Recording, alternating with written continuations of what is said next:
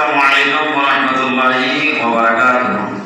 দর্শকগণ, আপনাকে আমি সবাইকে জানাতে চাই যে আমি এখন যে জায়গায় বর্তমানে দাঁড়িয়ে আছি, যে জায়গায় আমি উপস্থিত আছি, আমার নিজের গ্রাম মাদ্রাসা কাসমিয়া তিনপড়িয়া আমাদের গ্রাম। আমি আজকে মাদ্রাসা চলে যাবো, তার জন্য আমি একটা মনে ভাবনা চিন্তা করবো। আর এখানকার শিক্ষকেরা শেখ মুখতার আহমদ সালফি সাহেব বললেন আমাকে কি খাইসের একটা গজল শুনিয়ে যান এখান থেকে। তার জন্য আমি এখন লেগে এলাম। ইনশাআল্লাহ আপনাকে একটা কণ্ঠস্বরে গজল শোনাবো, আপনারা গুরুত্ব করে শুনবেন, তারপরে আমল করার চেষ্টা করবেন। কেন পৃথিবীতে এখন নারীরা, পৃথিবীতে অনেক মহিলারা স্বামীর সঙ্গে এরকম ব্যবহার করে, তাই গুরুত্ব করে শুনবেন।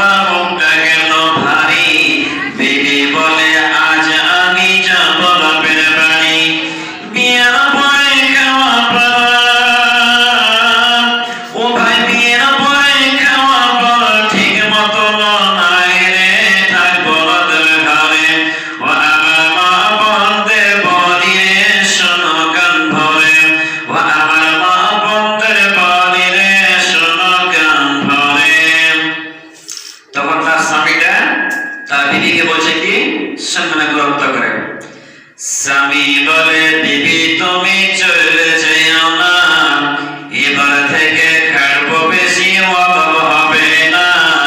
বিবি বলে ওদের বাড়ি বহুকাল সব সখী, সারা গায়ে পরে আছে সোনার গহনা দেখি। তাই বলছে স্বামী বলে বিবি তুমি চলে যেও না, এবার থেকে খাটবো বেশি অভাব হবে না। বিবি বলে ওদের বাড়ি বহুকাল সব সখী, সারা গায়ে পরে আছে সোনার গহনা দেখি।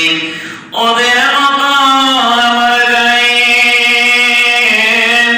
ওদের মতো আমার গায়ে সোনার গহনা নাই রে, থাকবো না এ ঘরে। ও আমার মা বন্ধের বলি রে শোনো কান ভরে, ও আমার মা বন্ধের বলি রে শোনো কান ভরে। তাই ছেলেটা তখন দুঃখ শোনাচ্ছে, কষ্ট শোনাচ্ছে, আমি একটা গরিবের ছেলে, আমি কিরকম করে আমি গহনা পাবো, কিরকম করে আমি তোদের গহনা দিয়ে দিতে পারবো। তাই বলছে কি শুনবেন, গরিব আমি খেটে খাই কোথায় আমি পাবো, কেমন করে সোনার গহনা কিনে তোমায় দেব। গরিব আমি খেটে খাই কোথায় আমি পাবো, কেমন করে সোনার গহনা কিনে তোমায় দেব। এই কথা